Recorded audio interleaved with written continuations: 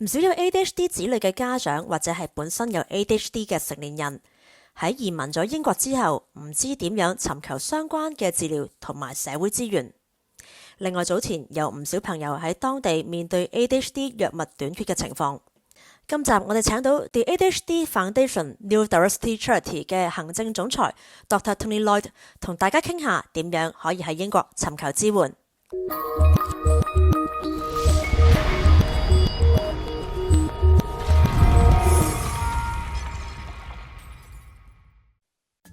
大家好，歡迎收睇 My Talk。今日好高興請到 ADHD Foundation 嘅 CEO Dr Tony Lloyd 接受我哋訪問。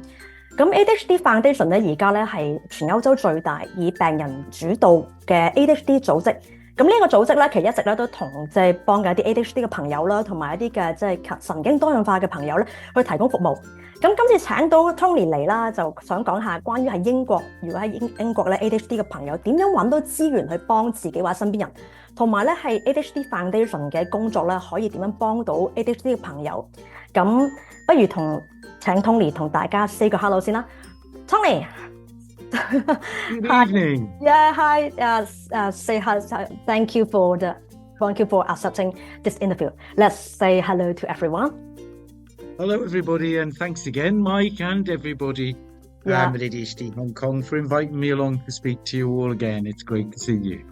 Yeah, so Tony, I have a few questions about the UK and the organization. But first, I'm going to ask about in the UK. So, in the UK, if parents suspect their children and adults suspect themselves have ADHD, how can they obtain an initial diagnosis? Okay. Well, if you're a parent, the first port of call would be talk to your child first and ask them how they are doing. Ask them what they're doing well, what's going well for them at school, and what things might they be finding a bit more difficult. And because the child may not know, the child may not think that they're struggling, the child may think that they're doing fine. Sometimes the child may think that they're struggling and the teacher disagrees and the teacher thinks they're doing fine. So your first port of call, your first thing to do is ask your own child, what's going well for you and what things are you struggling with that you might need help with?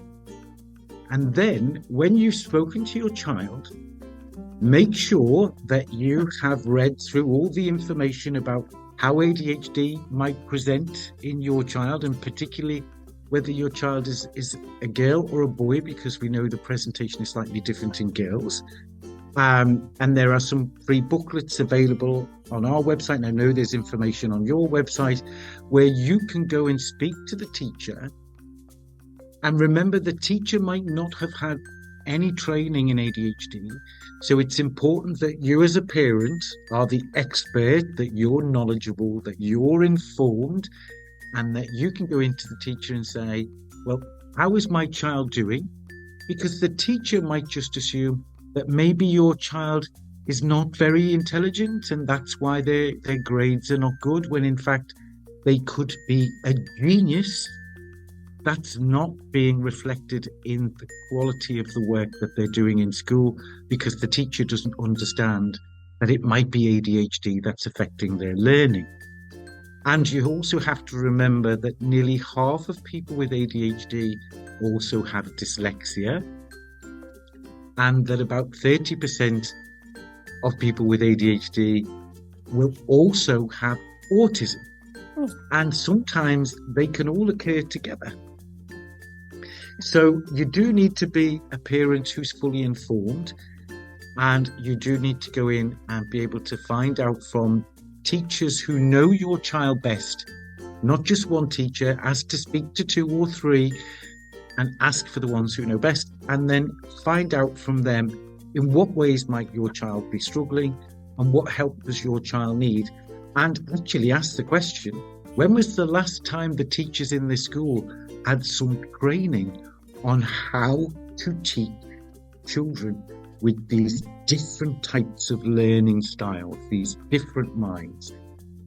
so that they don't confuse learning differences like ADHD and dyslexia and autism, so they don't confuse those with just the child either not trying hard enough or the child not having a very high level of ability. So be an informed parent, work with the school, and then if the school can agree with you what other things need to be put in place to help your child thrive and learn in school, and then if you are both agreed that there is a cause for concern, you contact a local doctor who specializes in childhood ADHD and ask them to do an initial assessment. And the assessment should include both reports from the teacher, reports from the parent, and ideally computer-based cognitive sort of functioning test. For example, like QB test or something like Do It Profiler. And I can share the links for those with you. Remember, children aren't very self-aware, so we adults really have to make a special effort to understand them and to help them, and also to make sure that their teachers the knowledge and the skills to be able to provide an education for your child. If you're an adult, then we ask you to, again, look at the information that we have on our website about what adult ADHD is and what it isn't, and reflect on whether this has been evident in you since you were a child. Because in the UK, and I'm sure this is happening in Hong Kong as well, Mike, is that a lot of parents, it's only when their child gets a diagnosis and they're thinking, oh my goodness, that's me. I was like this when I was a child. But often we're very good at masking our difficulties. And many people with ADHD can still achieve good academic grades in school, but it can take a much tougher toll on them in terms of effort. I used to come home from school absolutely exhausted because my brain was having to work so much harder to focus and concentrate. So it's important that adults can reflect back to when they were a child, and that they speak to a parent or somebody who knows them well, who they can sit and discuss this with and get some objective feedback, and then look at the information about ADHD, whether that's on your website in Hong Kong or ours, and say, there's all the criteria for a diagnosis of ADHD. You don't have to meet all of them, but do I meet most of them? And if so, should I then contact a specialist psychiatrist in ADHD who can do a comprehensive assessment? And remember that as adults, some of you might also have dyslexia or traits of autism, even if you don't meet the diagnostic threshold. But the important thing to remember here, Mike, is we shouldn't define ourselves by a label. We are, each of us, a unique human being with a brain that is as unique as our fingerprints. And understanding that you have ADHD can help you make the right kind of lifestyle choices and help you understand why you might find some things difficult, why you might find some things easy, because sometimes ADHD can be an asset in certain contexts. We know that there are certain careers where people with ADHD thrive and are really successful, for example. So you need to decide for yourself, do I need a formal diagnosis? And if I'm really struggling with a number of things, what strategies, what tools are going to help me manage ADHD successfully?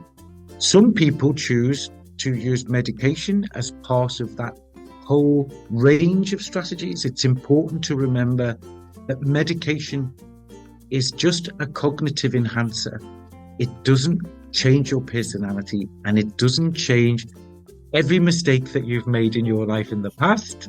And it doesn't make you perfect, and that means that everything that you're going to do from now on is correct. it's the start of a journey of understanding yourself and being healthy, reducing any levels of stress or anxiety that you might have, and helping you make the right choices about what kind of job you do and what kind of support you have. So I'm a successful academic, but I also have ADHD. And in my office, I have flip charts, a corkboard, a whiteboard, a secretary, an electronic calendar, an Alexa to remind me, so I can program my Alexa to send me reminders. I have all these different things that help me manage ADHD, as well as taking medication every day. So I know how ADHD affects me. But ADHD can affect other people in slightly different ways. So particularly with women, because we know women tend to be less hyperactive. So it's important that you know what ADHD is, and really important then that you look at all the information that's on the ADHD Hong Kong website, because that's going to help you learn how to live successfully with ADHD. Mm-hmm.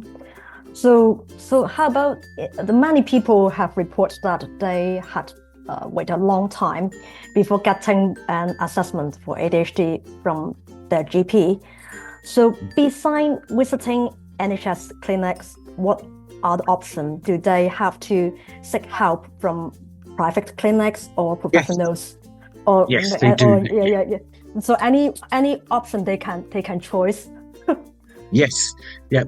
Waiting times can be high in the National Health Service in the UK, which is clearly not very good. Yeah. That people are having to wait a long time, and many people do choose to pay privately to see a doctor. Mm-hmm. That is their choice. The only thing, obviously, that we always say to people is, make sure that you choose wisely and that it is somebody who has a good reputation in ADHD, because not all psychiatrists are trained in ADHD. And let's also kind of consider this. You don't have to be a psychiatrist in the UK to do a diagnostic assessment, but you do have to be a psychiatrist to prescribe the medication, because it's a controlled drug.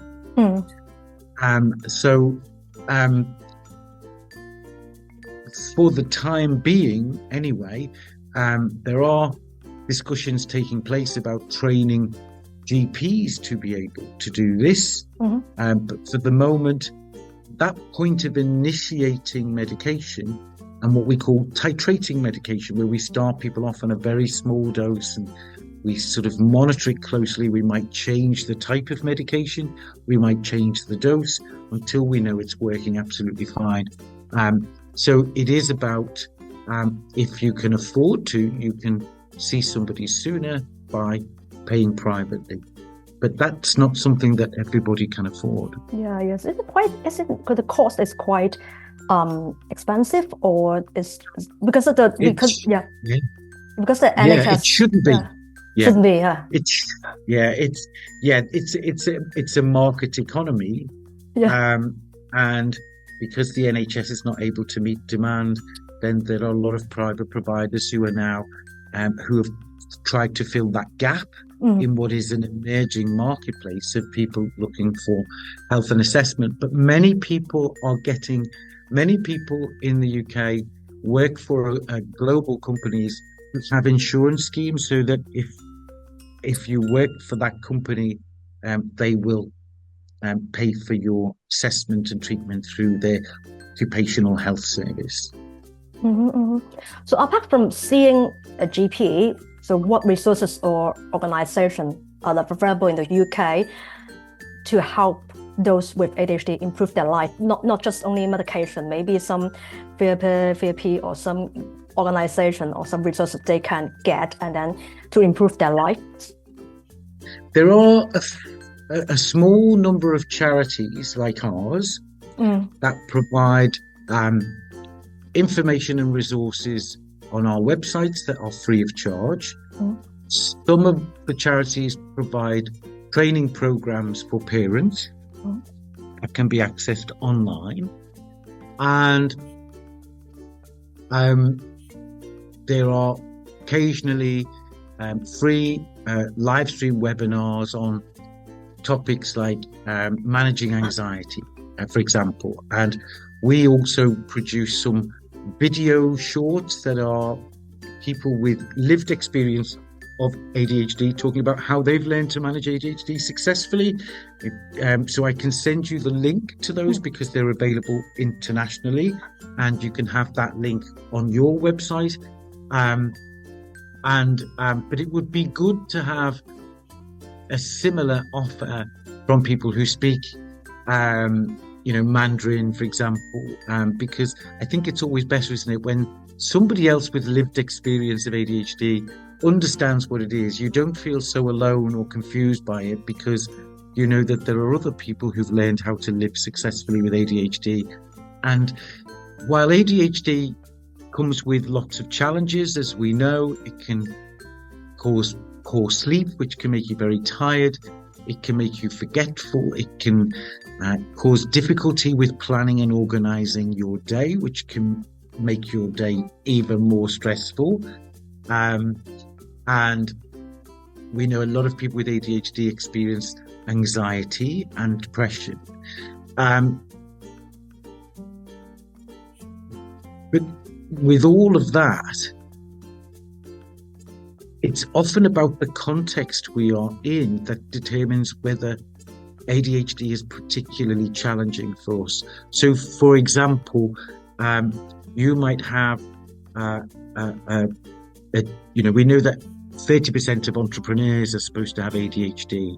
We know that 40% of millionaires are dyslexic, for example.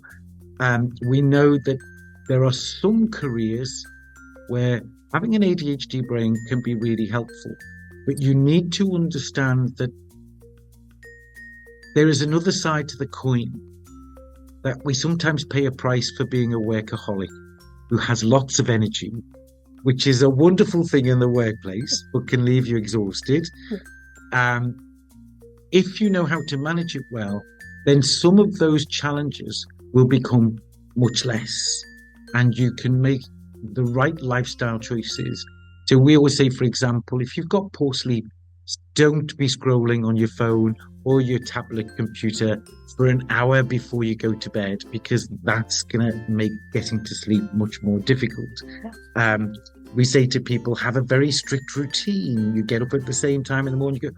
All of these things will help you manage, but it has to fit around your particular lifestyle, your career, and your family. I have a lot of parents who say, our home is chaotic in the mornings.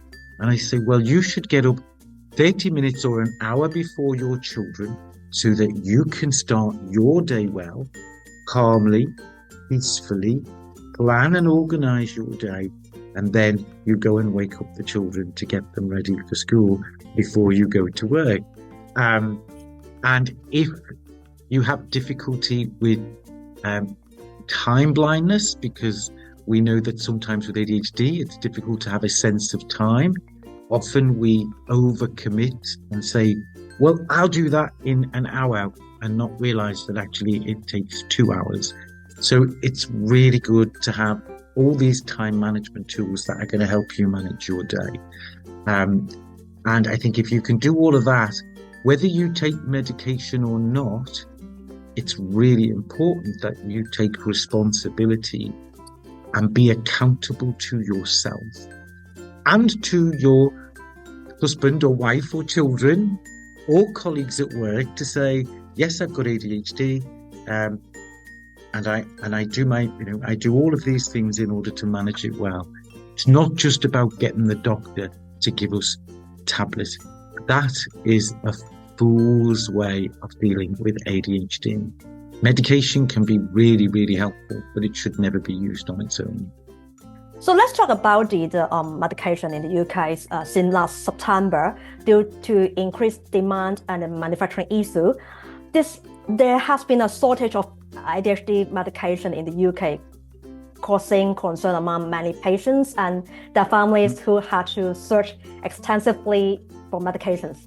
although the supply issues have improved this year, and a spoken person for the DHSC said that they are working with relevant manufacturing company to resolve the remaining issues. But the problems still exist. So can you share if any members of your organization have this issue and how can they resolve this? Okay. I think we've all experienced issues because most of the staff here have ADHD and use medication. And we've all been affected by those shortages. And you are right, Mike, while things have improved a little bit, they're still not back to what they should be. And it will be September before everything is back to the way it should be and that the supply chain has improved.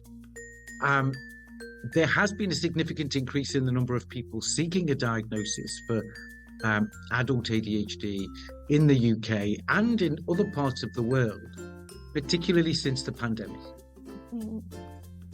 So there has been a significant increase in demand. However, in the UK, the World Health Organization says ADHD affects 6% of the population. So in the UK, that would be about 3 million people, that's adults and children. But only 225,000 of those 3 million people use medication. Most of the other people don't even know they've got ADHD.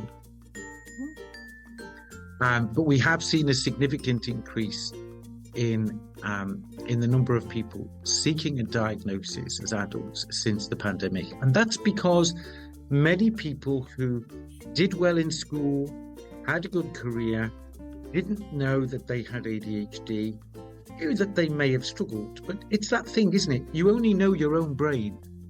You can't imagine what it's like to experience the world through somebody else's eyes. And I use the example of, if you wear glasses and somebody took them off you and you can't see properly, would you be able to do your job? No. This little piece of technology helps me see the world. And if you're a child who is short-sighted and is struggling in school, you don't know that all the other children in your class can see the world in focus, because all you've ever known is how you see the world, which is with blurred vision, because you need glasses. And I think many adults have grown up not knowing they had ADHD, maybe because they thought, I don't think I meet that stereotype of fidgety boys who can't behave, because that was a very stigmatizing and inaccurate stereotype about children.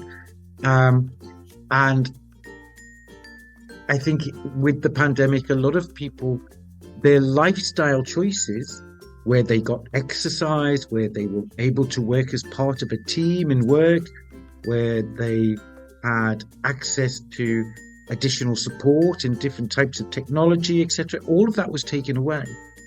So a lot of those things that instinctively they put in place to help them manage their ADHD were taken away because we were all locked down. And some of us also had to educate children at home. So a lot of people experienced a great deal of chaos, as well as a great deal of anxiety because of the pandemic virus. So we've seen an escalation in the number of people seeking a diagnosis, but it remains significantly underdiagnosed in the UK, and it remains significantly undertreated. But I think it is important to say, Mike, that not everybody wants to have a formal diagnosis, and not everybody wants to take medication to help them with their ADHD. I never did for most of my life. I don't think when I retire that I will continue to take ADHD medication, but I couldn't do my job. I couldn't do my job without it, if I'm being really honest. And there are some things about having ADHD that make me very good at what I do. But there are some things about my ADHD that mean that there are some things about my job that I'm really not very good at all. And it's about learning to play to your strengths and having a team around you who can help you with the things that you can't do. And it's also really important that your partner at home and your children understand that, well, we all want to be understood as human beings, don't we? We all want to be known. We all want to be loved. We all want to be accepted. And sometimes it's helpful to other people to understand that while I might be a very successful entrepreneur, I can be very disorganized at home, for example, or, it's about finding the right balance. And I think in the UK, as in many other parts of the world, where we have this better understanding and awareness of ADHD, but also we need to understand that if 1 in 10 people are dyslexic and 1 in 10 people have dyspraxia and 1 in 20 have ADHD and 1 in 67 are autistic and 1 in 10 are dyspraxic or have developmental coordination disorder, that accounts for 1 in 5 of the world population. And I would argue that if 20% of all the human beings on this planet have one of these brains that in our schools we consider to be somehow less than, then I would challenge that, because to me it seems that if there is 20% of human beings who have these different minds, then there has to be an evolutionary reason why. And that it is the universal design that we all have a unique brain that is as unique as our fingerprint, that nature and our genetics thrive on difference, and that as a social species, we like to be around people who think like us, and sometimes we like to be around people who look like us, that actually we need to embrace diversity of mind in the same way that we embrace biodiversity as integral to life on this planet, that we embrace racial diversity. And I think that's one of the wonderful things about young people today. They don't care whether you're black or brown or Asian or Chinese or white, and they don't care if you're dyslexic or autistic or dyspraxic, and they don't care if you are gay or straight. They embrace and celebrate this difference that is part of the universal design for human beings.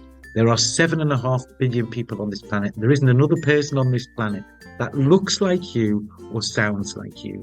So while we like to be around people of like mind, we should be embracing the fact that there is a reason why other people think differently than us. So I think we have seen a significant increase in the number of people getting a diagnosis since the pandemic. But I would also say, Mike, to you and everybody who is involved with ADHD in Hong Kong, and that is that we are also now have a better understanding and a better awareness, and that there is a movement away from this idea of describing people with ADHD as disordered, because it's not something that you can cure, in the same way that autism is not something that we can cure, nor do we want to. That's like saying, well, you're not like me because your skin color is different, so I'm going to find a way to cure you of your difference.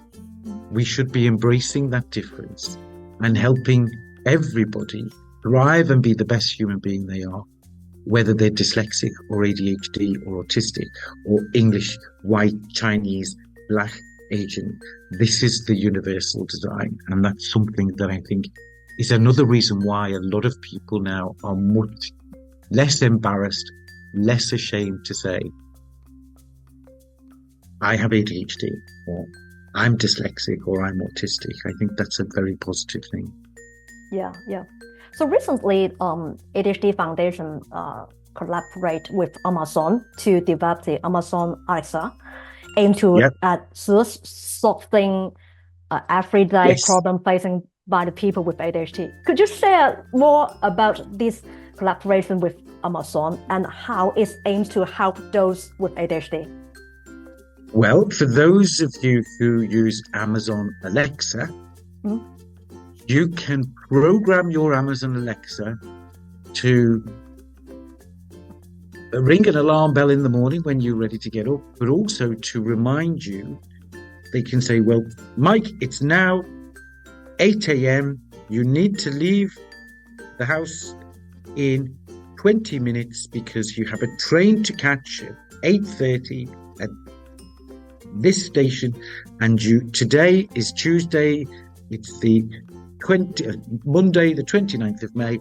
And today you need to remember to take this into work, that report, and remember to take your gym clothes because you've got a session at the gym after work.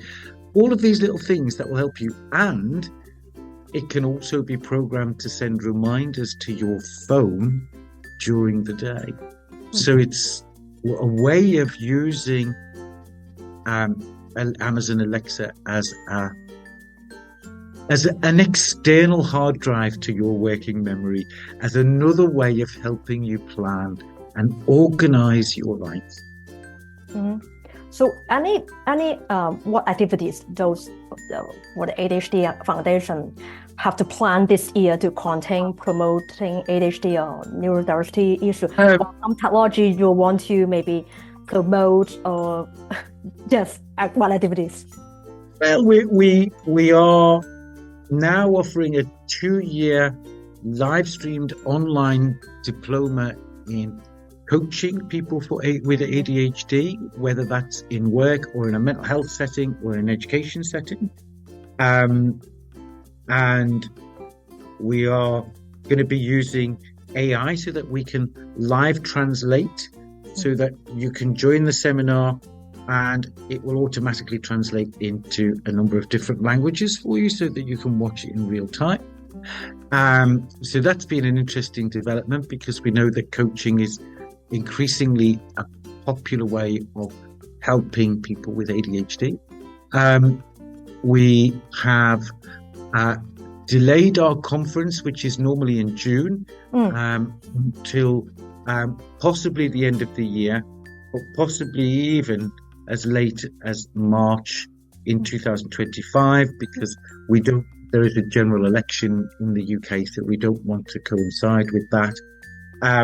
But we're involved in a number of projects, regional time-bound projects in different parts of the UK. We do a lot more training now in the Middle East and in international schools, particularly English-speaking schools all over the world.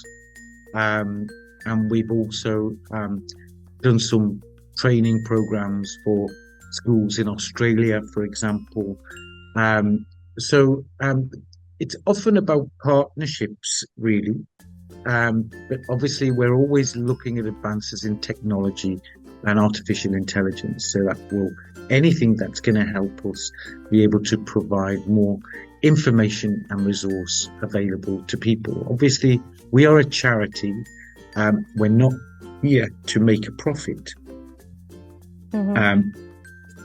Not that there's anything wrong with making a profit if you're in business, because that's how business works.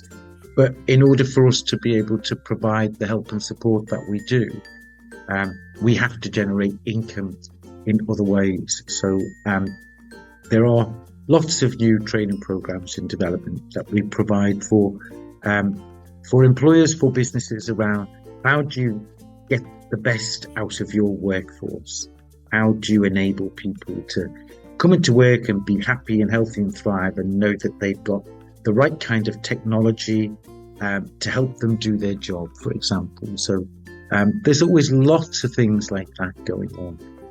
And I say much more work with international schools as well, because we need to change the culture in education if we are really going to improve the life chances and the health of adults with ADHD, because most of the distress that we experience with ADHD, if we got parenting and school right and made them ADHD friendly, then adults with ADHD would have less anxiety, depression, less problems with self-medicating.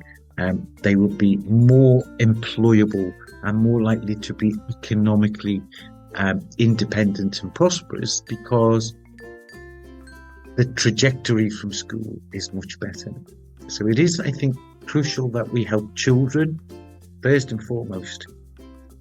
I think also AI is so nowadays AI can help ADHD, the people with ADHD can improve their life or maybe working or something. So I think ADHD Foundation can also can help those people in the future, isn't it? Yeah, I mean, for me, I get lots of documents to read every day, as I'm sure all of you, as a PDF attachment on an email, and I can read them, but I'll never remember all that information. But if somebody gives me a one-page infographic, I will remember that.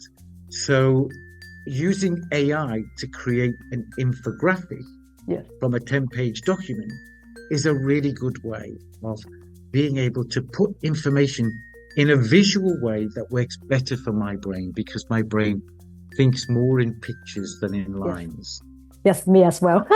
So Tony, thank you very much. Thank you again very much. We hope that those ADHD Foundation and other organizations can help more neurodiversity in the future and improve their health and their life, and also increasing the public awareness about neurodiversity.